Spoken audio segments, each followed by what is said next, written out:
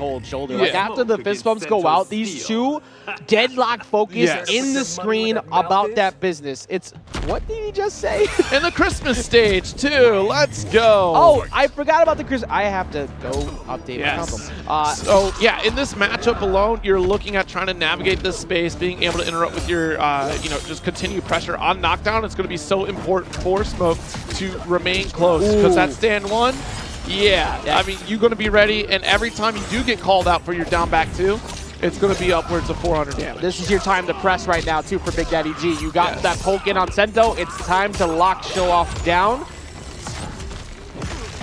I'm missing the stand 4, but it doesn't matter. He still keeps him locked down in the corner. It's still his turn. Ooh, we're guessing. Down one? Yep. It's still my turn. Where the hell did he go? Nobody knows. Reappear into a throw, and great lead for BigDaddyG right now. Armor's up. Already gets called out. Backing off. There we go. And it's now time to set up Sento. Trying to make sure that he establishes dominance right now because he is facing a decent deficit of damage. Oh, nice up block. Great call out here from BigDaddyG, and that's a round. That's pretty easy to react to from that position, too. It was just a full empty jump over. It's like, all right, look, I don't really care. I'm going to get my damage. And BigDaddyG closing out round number 1. But K7 Showoff had his moments. Nice duck here, but still following through on the string. That's very important here for Big Daddy. Because you're establishing layers. Like, you're not trying to become a predictable pattern when you are pressuring with Smoke. You want to keep pressing through some of these strings sometimes because the opponent might let go of block, and you do get your little bit of damage there. BigDaddyG. Good blocks. Been doing exactly that. Amazing at blocking this and walks away with no damage. Outside of what he took on no interrupt because we got the down back 4 instead. Yeah, that was quite the sequence right there. Great on K7 not getting called out, but almost did if the down back 4 was a little bit faster. A free jump in there from BigDaddyG as K7 trying to just set up Sento without anything behind it. That's so tragic. Yeah, had the freeze, got a side swap by mistake on there. Oh, now it's time for him to play, though. You got a lot of damage incoming, and we're going to cash out Fatal Blow, too, just to make sure we make this that much closer. A one-touch game for both players right now. Yes. Poor Peter Parker. Shoutouts to Yuri Lowenthal, the GOAT. Right now, trying to see if... Ooh, getting interrupted. Yep. Yeah, it is your turn after blocking a back 2. Down 1 does find the mark, and again, stand 1, down 2 to get the finish here. So K7 Showoff bouncing around in the seat for a second. It's like, okay, all right, I got this, I got this. This is an incredibly stressful game number 1 here. And remember, anybody who's not aware, this is loser's side. This is the last qualifier we have here on stream to make it into loser's side of top 8 tomorrow.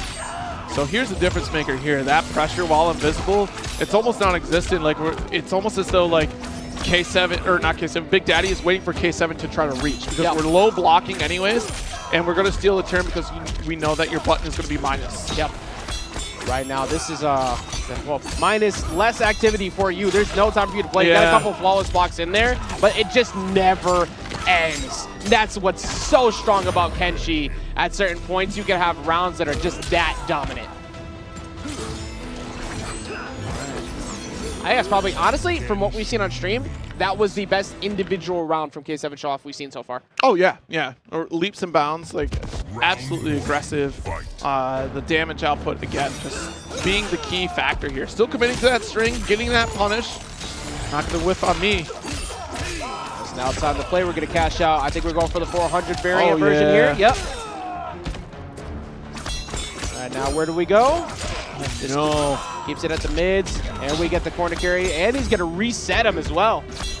Still got that pressure coming from Sento, and unfortunately, when you're Smoke, this position, you're kind of locked in. You could go for armor down back 2, but as often as K7 has been ready for it, you're going to get stand 1 anti-aired, and that's the fear that you're not playing with. You are stuck in a corner. That's the thing we brought up at the very beginning of the match, is that there could be a lot of moments where Smoke can have a field day, but once he is locked down in front of Sento, the wake-up options are not very good in this matchup. Yeah, like I said in Just Nasty's match, you know, the previous one, you have to be excellent at neutral. Your neutral has to be dominant in the set. Your opponent cannot beat you on neutral. Two very similar playstyles in that, with that Omni-Man and the low hat, but this time it is Kenshi, and Kenshi is putting in some work. Yeah.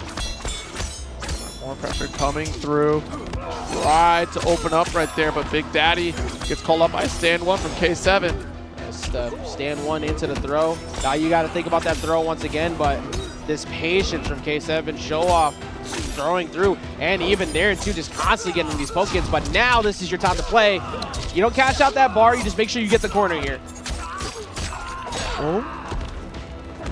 Back 3 Fish's Vapor, and that is the right challenge. Had Big Daddy not done down back 4, that would have been it, and my God. That should be a game here for K7. Yeah, it's going to hurt. It scales a little bit, but there's still a good amount of damage here from K7 Showoff, so this should finish it up off this final slash. No, it doesn't. We're defending. There it is, the overhead. Yeah, that route scales pretty hard. Yeah. So, but it was very close. K7 Showoff once again going on the board. That is now a 2-0 lead. That much closer to making it into that top 8. Yeah, I mean, even if it was backed with a little bit of button pressing there, just get the extended health for you, just for a little bit, but also K7 just in complete control. All right, so character select, back to Smoke we go. Do we see a Lao swap on his side for BigDaddyG? I think, yeah, he thought about it. He was thinking about it for a second, because Sub-Zero has definitely allowed him to get some setups, but it has not helped him in terms of keeping Kenshi out. So at that point, maybe Lao's the play. He thought about it for a second, but he's going to stick with his guns. We're going to go back into game, the final, potentially the final round. Nice round start with the back 2. It's so tough because K7 is not afraid of Smoke. Yeah. And once the opponent is not afraid of Smoke, it makes Smoke's game plan that much harder. That was good for BigDaddyG getting a bait on him to see if he would try to up-block that back 2. So now he knows what he's hunting for in the invisible setup. Well, you mentioned it before, he's not afraid whatsoever, and we're just seeing it right here. And that's the thing, like, you have to recognize that these smoke and mirrors are literally just that. Like, you can challenge, not every time, but there are clear openings if you study the matchup. He's playing that matchup to a T. He is a little bit behind in health, but it's not that big a deal because he has Breaker if he feels like trying to solidify the round. Nice duck under from BigDaddyG, a small life lead now. Just a San Juan. Yeah, interrupting at too little too late. Cash out that bar every day of the week here. Now it's all about that chip damage. It's been a lot of flawless blocks from Big Daddy, but we talked about it before. You have to block every single one of these individual hits, and it just keeps adding up over and over again. K7 Showoff 1 round away from taking it home. The benefit of flawless blocking, though, is that once you get the single flawless block, you can hold the block button. As long as the string is true, that chip damage will not come through. The meter build will not come through until you start letting go and try to. That's the frightening thing about Kenshi. It's not true, but it's constant because you just constantly mix it up between the timing on Sento or Kenshi, and it makes you get tripped up. BigDaddyG holding yet another full combo string. We're gonna have one more left-right mix he's gonna have to potentially deal with here. Oh, nice. Missed opportunity there because of delay wake up. BigDaddyG not getting the confirm. Yeah, you had to break. You can't afford to take any more of that damage. BigDaddyG now without a big cash out combo. Forward 4 is going to get heavily punished by Sento, though. I love how Sento came up in the background. Remember me? So what the hell are you doing?